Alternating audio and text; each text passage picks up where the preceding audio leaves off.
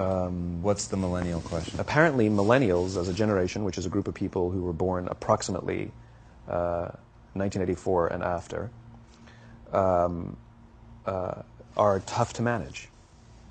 And they're accused of being entitled and narcissistic and self-interested, unfocused, lazy. But entitled is the big one. And because they confound leadership so much, what's happening is leaders are asking the millennials, what do you want? And millennials are saying, we want to work in a place with purpose, love that. We want to make an impact, whatever that means. We want free food and beanbags. And so somebody articulates some sort of purpose, there's lots of free food and there's beanbags, and yet for some reason they're still not happy. And that's because they're missing. There's a missing piece. What I've learned is that I can break it down into four pieces. Right? There are four things, four characteristics. One is parenting. The other one is technology. The third is impatience, and the fourth is environment. The generation that we call the millennials, too many of them grew up subject to, not my words, failed parenting strategies. Where, for example, they were told that they were special all the time. They were told that they could have anything they want in life, just because they want it. Right? They were told, some of them got into honors classes, not because they deserved it, but because their parents complained. And some of them got A's, not because they earned them, but because the teachers didn't want to deal with the parents. Some kids got participation medals. You got a medal for coming in last, right?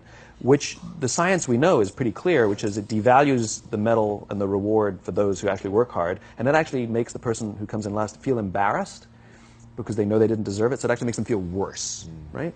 So you take this group of people, and they graduate school, and they get a job, and they're thrust into the real world, and in an instant, they find out they're not special, their moms can't get them a promotion, that you get nothing for coming in last, and by the way, you can't just have it because you want it, right? And in an instant, their entire self-image is shattered.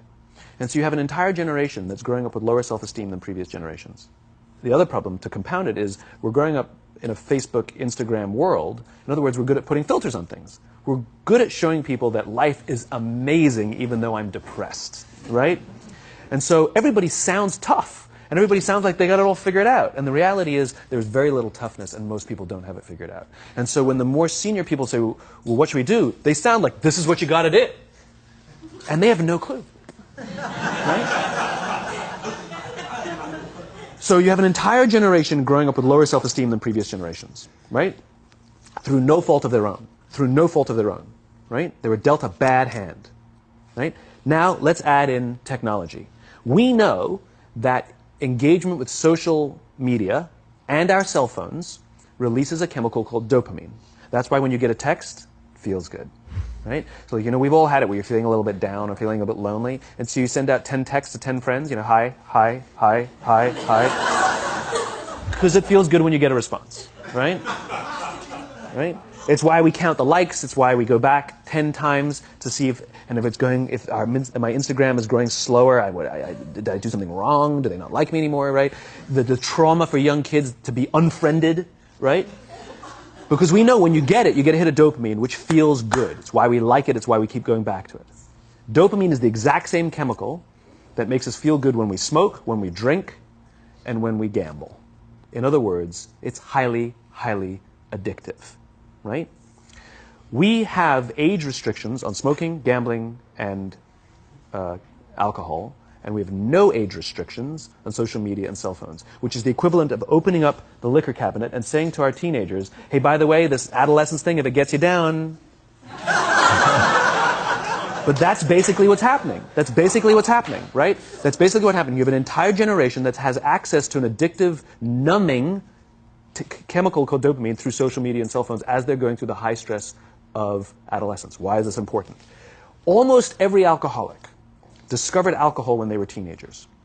When we're very, very young, the only approval we need is the approval of our parents. And as we go through adolescence, we make this transition where we now need the approval of our peers. Very frustrating for our parents, very important for us. It allows us to acculturate outside of our immediate families into the broader tribe. right? It's a highly, highly stressful and anxious period of our lives, and we're supposed to learn to rely on our friends.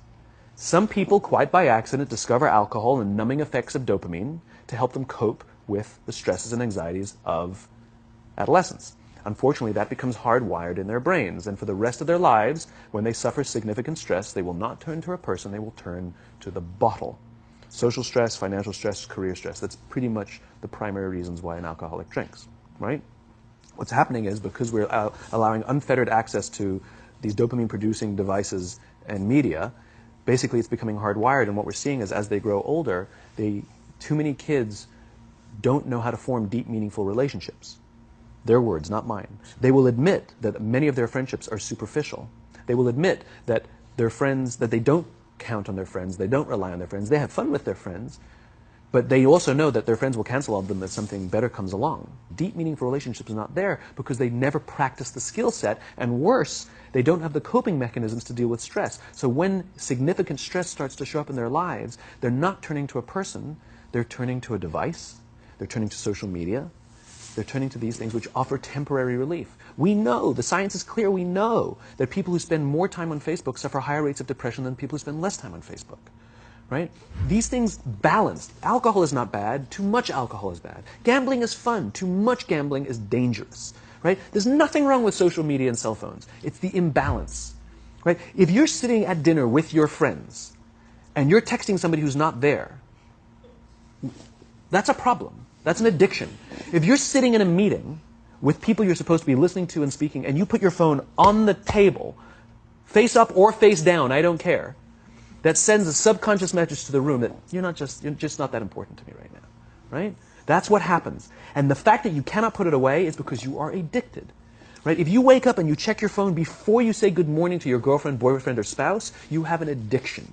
And like all addiction, in time, it'll destroy relationships, it'll cost time, and it'll cost money, and it'll make your life worse. Right? So you have a generation growing up with lower self-esteem that doesn't have the coping mechanisms to deal with stress. Right? Now you add in the sense of impatience. Right? They've grown up in a world of instant gratification. You want to buy something, you go on Amazon, it arrives the next day. You want to watch a movie? Log on and watch a movie. You don't check movie times. You want to watch a TV show? Binge. You don't even have to wait week to week to week. Right? I know people who skip seasons just so they can binge at the end of the season. Right? Instant gratification. You want to go on a date? You don't even have to learn how to be like, hey. You don't even have to learn and practice that skill. You don't have to be the uncomfortable one who says yes when you mean no and says no when you mean no, but yes when you... You don't have to swipe right. Bang, I'm a stud. Right? You don't have to learn the social coping mechanisms. Right? Everything you want, you can have instantaneously. Everything you want, instant gratification. Except job satisfaction and strength of relationships, there ain't no app for that. They are slow, meandering, uncomfortable, messy processes. And so I keep meeting these wonderful, fantastic, idealistic, hardworking, smart kids. They've just graduated school. They're in their entry-level job. And I sit down with them and I go, how's it going? They go, I think I'm going to quit. I'm like, why? They're like, I'm not making an impact. I'm like, you've been here 8 months. You know? It's as if they're standing at the foot of a mountain and they have this abstract concept called impact that they want to have in the world, which is the summit. What they don't see is the mountain. I don't care if you go up the mountain quickly or slowly, but there's still a mountain. And so what this young generation needs to learn is patience. That some things that really, really matter, like love, or job fulfillment, joy, love of life, self-confidence, a skill set, any of these things, all of these things take time. Sometimes you can expedite pieces of it, but the overall journey is arduous and long and difficult. And if you don't ask for help and learn that skill set, you will fall off the mountain. Or you will, the worst case scenario, and we're already seeing it, the worst case scenario is we're seeing an increase in suicide rates. We're seeing an increase in this generation. We're seeing an increase in accidental deaths due to drug overdoses. We're seeing more and more kids drop out of school or take leaves of absence due to depression. Unheard of. These are all, this is really bad. The best case scenario, those are all bad cases, right? The best case scenario is you'll have an entire population growing up and going through life and just never really finding joy. They'll never really find deep fulfillment in work or in life. They'll just waft through life and it'll be just, it's fine. How's your job? It's fine. It's the same as yesterday. How's your relationship? It's fine. Like that's the best case scenario. Which leads me to the fourth point, which is environment. Which is we're taking this amazing group of young, fantastic kids who are just dealt a bad hand. It's no fault of their own. And we put them in corporate environments that care more about the numbers than they do about the kids. They care more about the short-term gains than the long-term life of this young human being. We care more about the year than the lifetime, right? And so we are putting them in corporate environments that aren't helping them build their confidence, that aren't helping them learn the skills of cooperation, that aren't helping them overcome the challenges of a digital world and finding more balance, that isn't helping them overcome the need to have instant gratification and teach them the joys and impact and the fulfillment you get from working hard on something for a long time that cannot be done in a month or even in a year. And so we're thrusting to them in corporate environments, and the worst part about it is they think it's them. They blame themselves. They think it's them who can't deal. And so it makes it all worse. It's not. I'm here to tell them it's not them. It's the corporations. It's the corporate environments. It's the total lack of good leadership in our world today that is making them feel the way they do. They were dealt a bad hand, and I hate to say it, but it's the company's responsibility. It sucks to be you. Like, we have no choice, right? This is what we got, and I wish that society and their parents did a better job. They didn't. So we're getting them in our companies, and we now have to pick up the slack. We have to work extra hard to figure out the ways that we build their confidence. We have to work extra hard to find ways to teach them the social skills that they're missing out on. There should be no cell phones in conference rooms. None. Zero. And I don't mean the kind of like sitting outside waiting to text. I mean like when you're sitting and waiting for a meeting to start, this is what we all do. We all sit here and wait for the meeting to start. Meeting starting? Okay. And we start the meeting. No, that's not how relationships are formed. Remember we talked about it's the little things? Relationships are formed this way. We're waiting for a meeting to start and we go, how's your dad? I heard he was in the hospital. Oh, he's really good. Thanks for asking. He's actually at home now. Oh, I'm really glad. It was really amazing. I know, it was really scary for a while. That's how you form relationships. Hey, did you ever get that report done? Oh my God, no, I didn't. I'll help you out. Can I help you out with that? Really? That's how trust forms. Trust doesn't form at an event in a day. Even bad times don't form trust immediately. It's the slow, steady consistency. And we have to create mechanisms where we allow for those little innocuous interactions to happen. But when we allow cell phones in conference rooms, we just, okay, have the meeting. And then my favorite is like when there's a cell phone there and you go like this, you go. It rings and you go. I'm not going to answer that. Mr. Magnanimous, you know? When you're out for dinner with your friends, like, I do this with my friends. When we're going out for dinner and we're leaving together, we'll leave our cell phones at home. Who are we calling? Maybe one of us will bring a phone in case we need to call an Uber or take a picture of our meal. Goes without saying, come on. I mean, I'm an idealist, but I'm not insane. You know? Not a heathen. I mean, it looked really good. We'll take one phone. And so it's like an alcoholic. The reason you take the alcohol out of the house is because we cannot trust our willpower. We're just not strong enough. But when you remove the temptation, it actually makes it a lot easier. And so when you just say, don't check your phone, people literally will go like this. And somebody will go to the bathroom, and what's the first thing we do? Because I wouldn't want to look around the restaurant for a minute and a half, you know? But if you don't have the phone, you just kind of enjoy the world. And that's where ideas happen. The constant engagement is not where you have innovation and ideas. Ideas happen when our minds wander and we go, and you see something, I bet they could do that.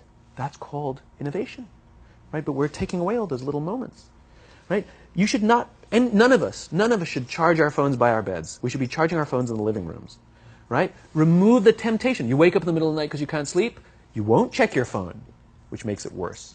But if it's in the living room, it's relaxed, it's fine. But it's my alarm clock. Buy an alarm clock. They cost $8. Right? I'll buy you an alarm clock.